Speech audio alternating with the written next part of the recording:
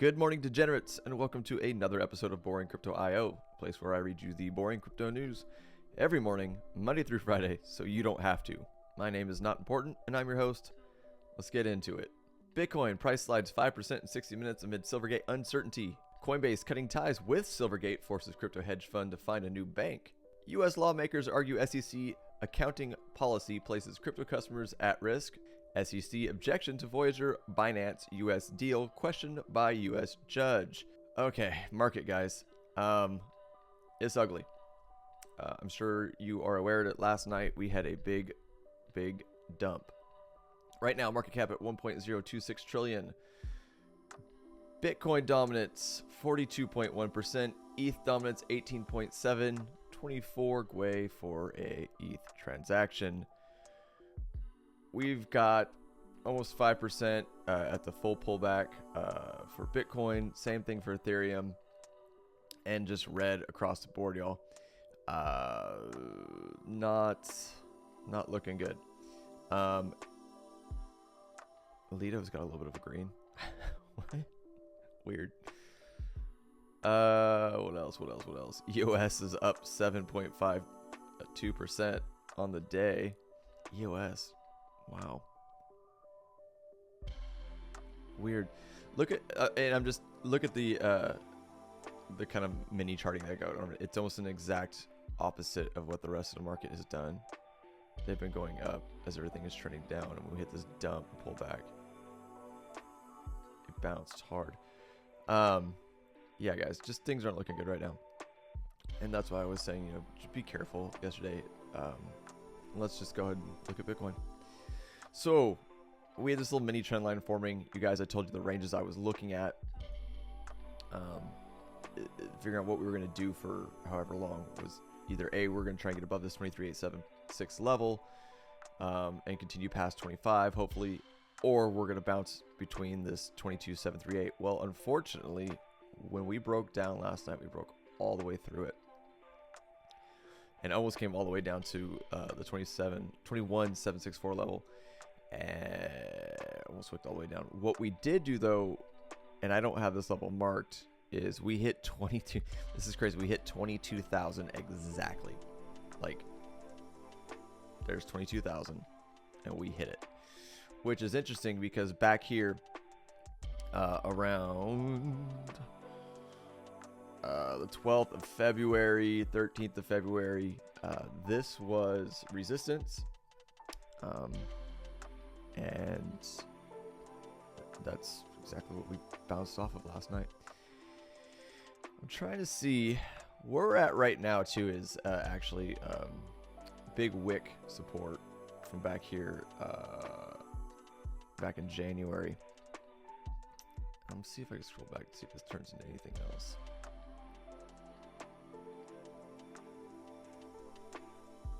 No, nothing significant. No, I just think it's a psychological level. And that's kind of where my thoughts are on it, guys, that there were a lot of buy orders sitting at 22,000. Take a sip of my coffee. I've got a feeling that there were probably a lot of buy orders at 22,000. That's why I got bought up here. The negative I'm seeing right now, though, is that even after that big bounce, a lot of buyback, or buy up, I should say. We're not seeing a lot of volume. We're not seeing a ton of strength here.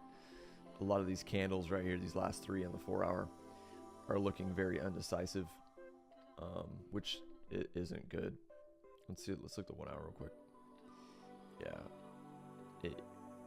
it's just not a lot of strength, and I sound like someone like murdered my grandmother. I sound so depressed. I'm not.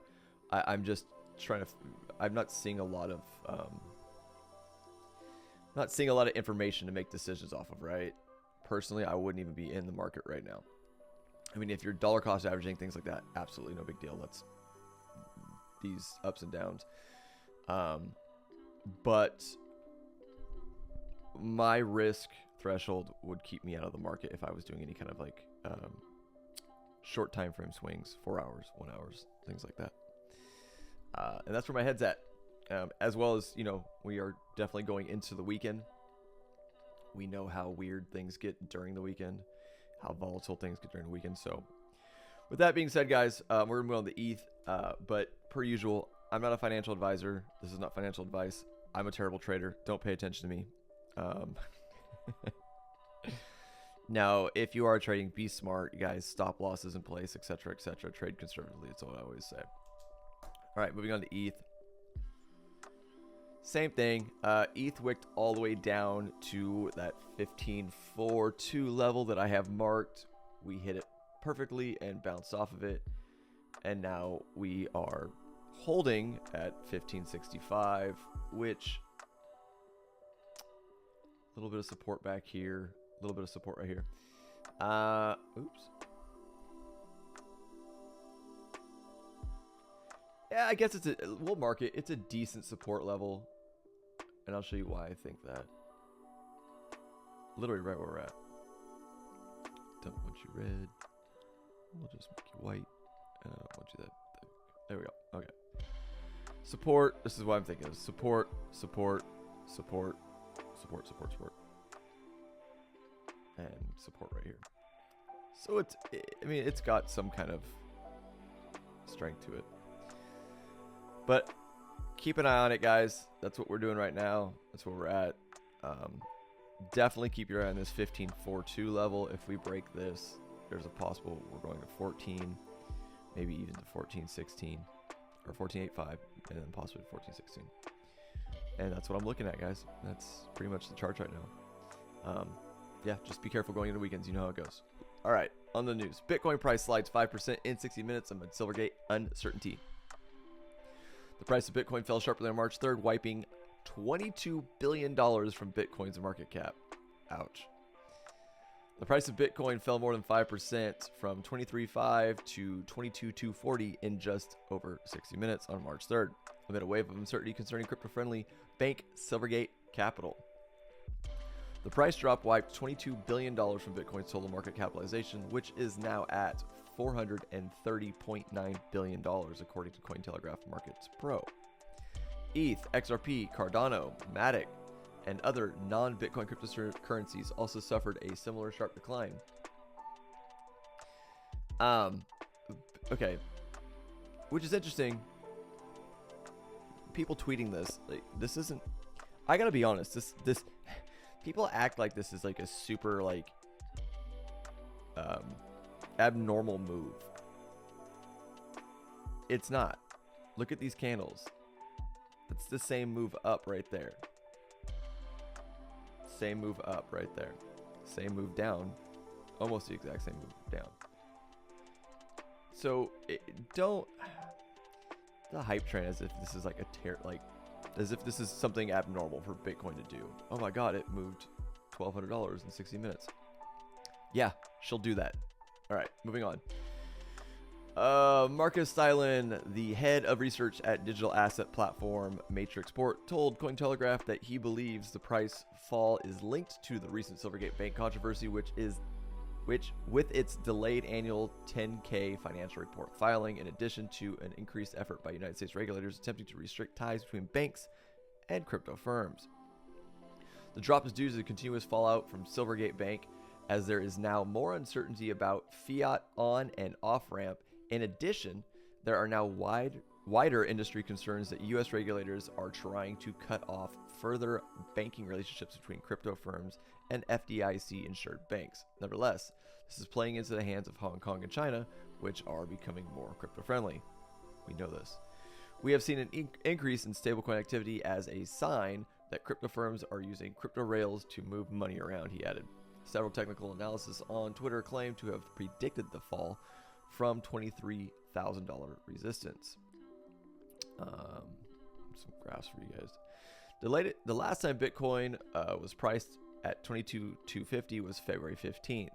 The sharp fall comes despite a solid start to 2023, with BTC still up 34.8% for the year. It was changing hands at 16,550 on January 1st. ETH has also fallen 4.74% from 1644 to 1566, causing a $9 billion wipeout from its market cap over the first hour. Yep. I mean, I don't know if this is why it tanked, guys. I mean, it was looking like it needed to make a decision anyways, up or down. That's what we've been talking about for basically this entire week. But maybe, I don't know. FUD sometimes moves the market.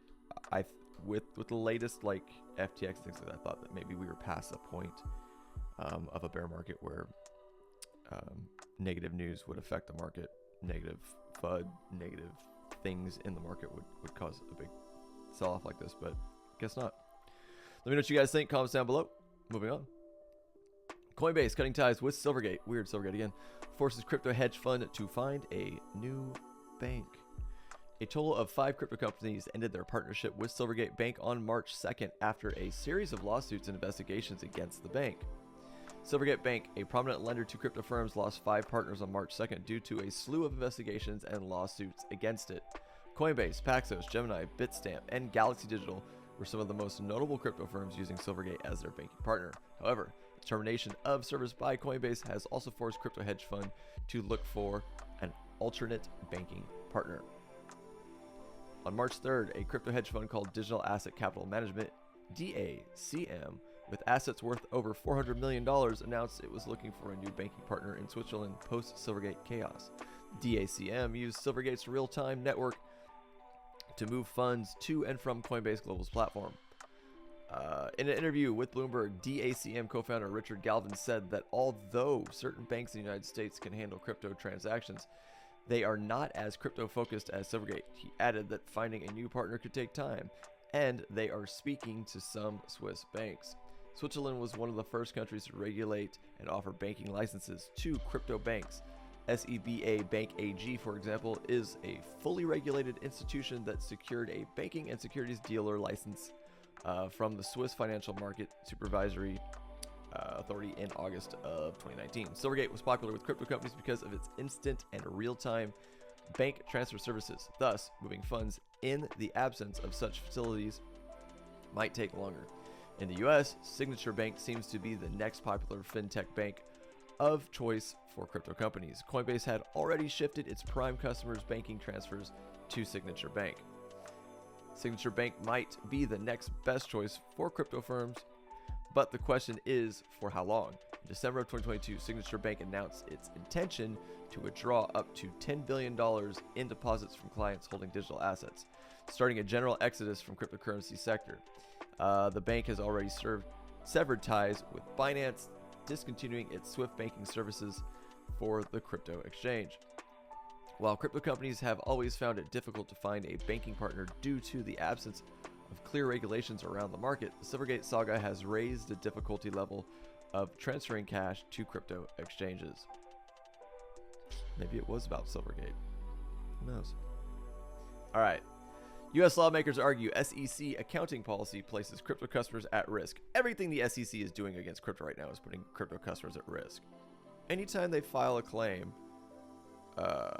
against a crypto company, that the price of that or a project or whatever, that the price of that project tanks.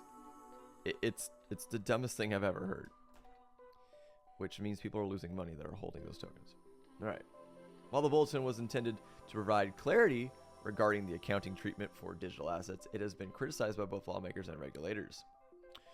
2 United States lawmakers have criticized crypto accounting guidelines outlined by the National Securities Regulator, arguing they place crypto customers at a greater risk of loss. The guidelines came from the United States Securities and Exchange Commission and became effective in April last year. The guidelines ask financial companies holding crypto for customers to recognize all digital assets they do not control as a liability. They also state that digital assets should be backed by a safeguarding asset. Here we go. It explains it.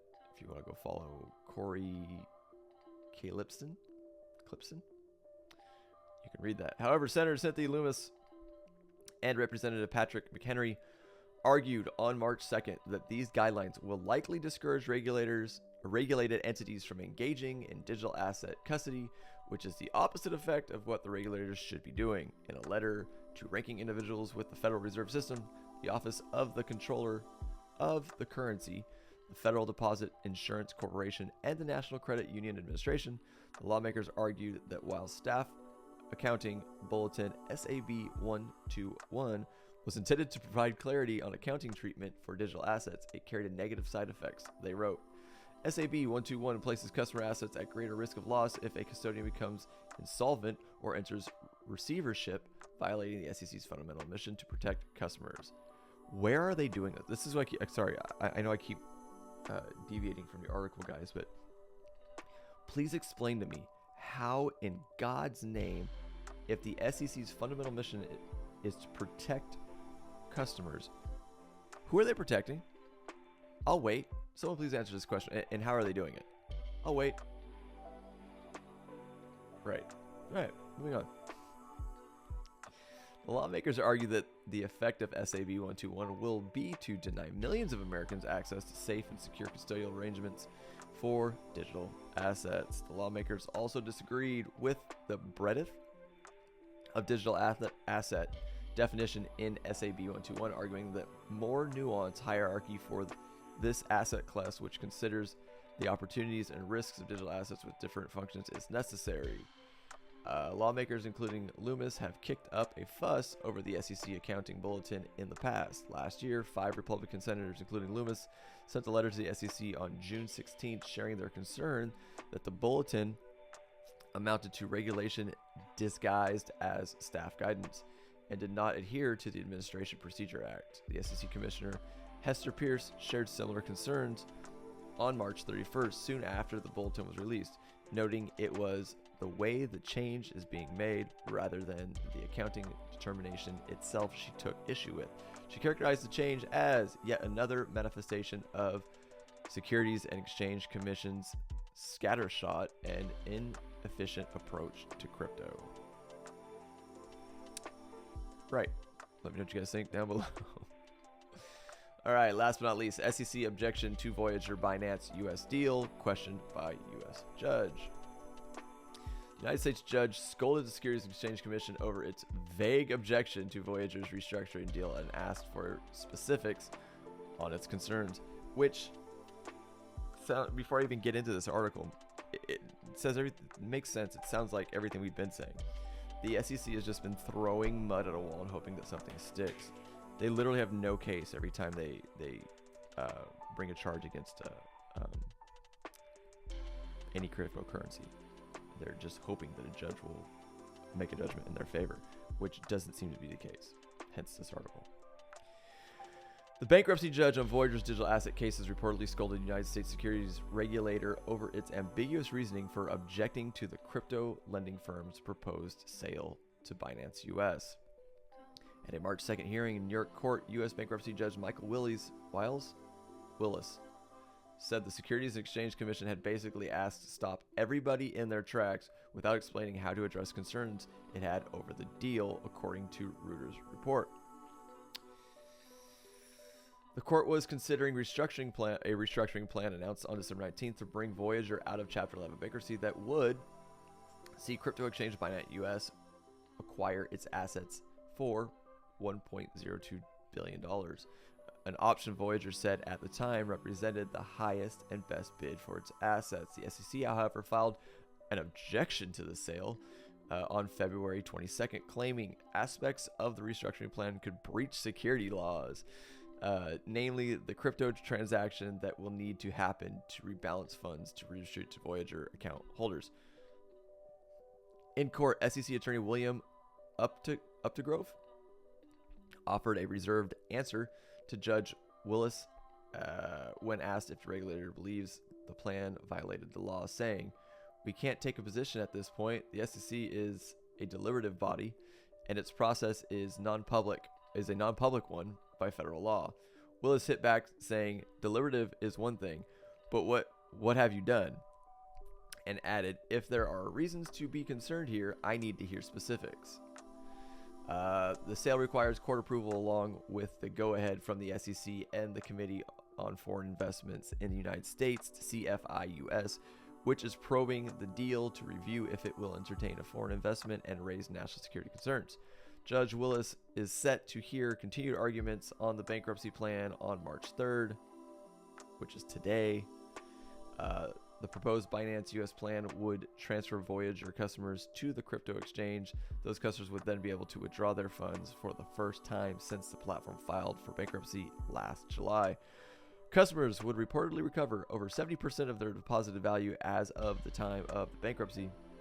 In a poll of 61,300 account holders with claims against the crypto lender, the plan was favored by 97% of Voyager's customers. Again, SEC, 97% of Voyager's customers want this to happen, and you're stopping it. How are you helping customers? I'll wait. But guys, that's it. Let's look at Bitcoin one last time before we get out of here. Not moving. Sweet. All right. That's all I've got for you guys. If you do enjoy the content that I provide here on Boring Crypto IO, please, per usual, subscribe to the channel. Turn on this beautiful little bell over here for notifications so you know when I post a video. Watch, like, share the videos, and I'll see you guys bright and early Monday morning. Enjoy your weekend. Please be safe if you're trading. I'm out of here.